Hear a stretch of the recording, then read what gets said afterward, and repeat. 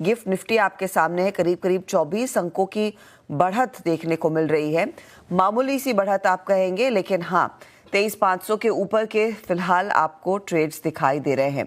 इस बीच global perspective भी आपके सामने रखेंगे, जहां पर एशियाई मार्केट से आज क्या संकेत बनते दिखाई दे रहे हैं और साथ ही साथ आपके लिए अमेरिकी बाजार से क्या ओवरनाइट क्यों बना वो आपको समझाएंगे। तो मेरे साथ मुंबई स्टूडियो में हॉर्मास हैं, साथ ही साथ दिल्ली से वीरू आपको समझाएंगे कि एफआईआईज़ की बिकवाली जो थोड़ी सी कम ज़रूर हुई है लेकिन उसका सिलसिला बरकरार है, उससे संकेत क्या है आज के लिए, किन लेवल्स पर आपने जोर देना है और ऑफ कोर्स आगे कौन से स्टॉक्स एंड न्यूज़ है उसके लिए कंचन को भी जोड़ेंगे।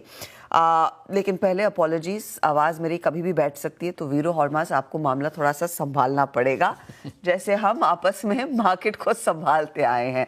लेकिन तब और अब का पहले डेटा पॉइंट आपकी स्क्रीन पर रखते हैं। और कल जब हम भारतीय बाजार को वाइंड डाउन कर रहे थे, किस तरह की तस्वीर डाउ पेश कर रहा था और इवेंचुअली क्लोज क्या हुआ है। इस समय देखिए 43,500 के लेवल्स के आसपास डाउ आपको दिखाई देगा। नैस्डैक जहां पर फ्राइडे के सत्र में बिकवाली थी उससे उबर कर आया है, साथ ही साथ S&P में भी कुछ पोजीशंस तेजी की बनती हुई दिखाई दी। ये तब और अब का डेटा है। डॉलर इंडेक्स में काफ़ी ज़्यादा action in fact over the weekend बनता दिखाई दिया है, वो एक क्रूशल फैक्टर है। अभी भी अगर आप ध्यान दें तो 106 के ऊपर कायम है, लेकिन ऑफ कोर्स कल के दोपहर के मुकाबले थोड़ा सा कूल ऑफ देखने को मिला है। ब्रेंट के भाव में उबाल देखा गया, 7160 के आसपास हम छोड़कर गए थे और ये फिर से 73 के ऊपर निकलता हुआ नजर आया है। तो ये डेटा पॉइंट्स फिलहाल आपके सामने हैं। एफआईआईज़ की पोजीशनिंग वो इनफैक्ट इम्पॉर्टेंट रहेगी, क्योंकि वायदे में दरअसल थोड़ी सी राहत जरूर मिल रही है। कैश बिकवाली का सिलसिला जारी है, लेकिन कैश में हमने कल देखा पिछले कई सत्रों की तुलना में जो सेल साइड की पोजीशन है वो थोड़ी सी कम जरूर हुई है। डीआईआईज़ ने स्टेप अप किया। तो आज के लिए संकेत क्या है, पहले ग्लोबल पर्सपेक्टिव बताइए भैया हॉर्मास, कैसे पढ़े? रॉनिंग हर्षिता, और एक मिला जुला हैंडओवर आप कह सकते हैं, क्योंकि बड़ा जो ट्रिगर आने वाला है वो कल रात को आएगा, जो कि एनवीडिया के नतीजे आएंगे। मगर देखा जाए ऑन स्क्रीन तो नैस्डैक कल बढ़त के साथ बंद हुआ, S&P 500 कल बढ़त के साथ बंद हुआ, लेकिन डाउ जोन्स कल फ्लैट लाइन के नीचे बंद हुआ। अब तो एनवीडिया डाउ का भी हिस्सा है, तो एनवीडिया में गिरावट आई, उस वजह से डाउ जोन्स कल फ्लैट लाइन के नीचे बंद हुआ। मगर किस वजह से S&P 500 और डाउ जोन्स ने आउट परफॉर्म करा? क्योंकि बाकी के बिग टेक के जो शेयर्स है वो चलिए। एप्पल कल बढ़त के साथ बंद हुए, 1.5% की बढ़त देखने मिली एप्पल के शेयरों में। Netflix 3%, AMD 3%। तो इन शेयरों ने, बिग टेक के जो शेयर है, उन्होंने नैस्डैक को सहारा दिया। और सबसे बड़ा सहारा जो नैस्डैक को मिला वो टेस्ला के शेयर की वजह से मिला। टेस्ला के शेयरों में भी हाल फिलहाल में थोड़ी सी मुनाफा वसूली देखने मिली थी।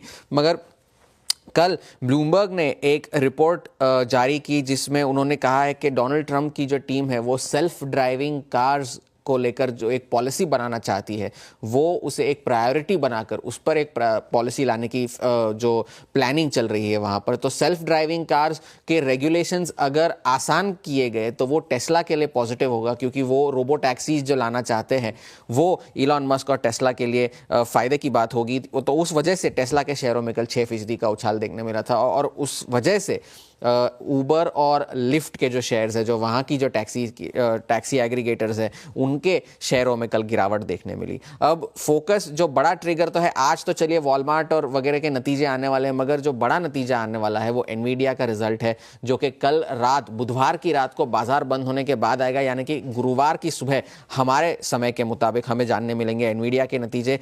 5 सत्रों में 5% गिर चुका है एनवीडिया का स्टॉक। और कल एक और रिपोर्ट द इंफॉर्मेशन के जरिए हमें पता चली है कि ब्लैकवेल चिप्स, जो उनके बहुत बड़े जो इंपॉर्टेंट महत्वपूर्ण चिप्स है, वो सर्वर्स में कनेक्ट हो जाने के बाद ओवरहीट हो जाते हैं। तो वो एक नेगेटिव खबर देखने मिली है एनवीडिया को लेकर, जिस वजह से कल शेयर में गिरावट आई, 1.5% की गिरावट देखने मिली। अब मैनेजमेंट ने पिछले क्वार्टर के नतीजों के वक्त गाइडेंस दी थी कि इस सत्र में, इस तिमाही में उन्हें 32.5 बिलियन का रेवेन्यू और 75% की ग्रॉस प्रॉफिट मार्जिन देखने मिली। कि तो ये गाइडेंस का फिगर हमें ध्यान में रखना होगा। अगर थोड़ी सी भी यहाँ वहाँ के नंबर आ गए तो शायद ये एक नेगेटिव हो सकता है एनवीडिया के लिए। अर्निंग सीजन यूएस में खत्म होने जा रहा है। 93% S&P 500 की कंपनियों ने नतीजे घोषित कर दिए हैं, जिसमें से 74% कंपनीज ऐसी है जिन्होंने अपने EPS के अनुमान को बीट किया है। और 62% कंपनीज ने अपने आय के अनुमान को बीट किया है। तो एक अच्छी अर्निंग सीजन आप कह सकती है यूएस में रही है, जो कि हमारी नहीं रही है। और कल एक और मजेदार बात हुई, एक स्टॉक है बाख्त होल्डिंग्स, जो एक सत्र में कल 162% चढ़ गया।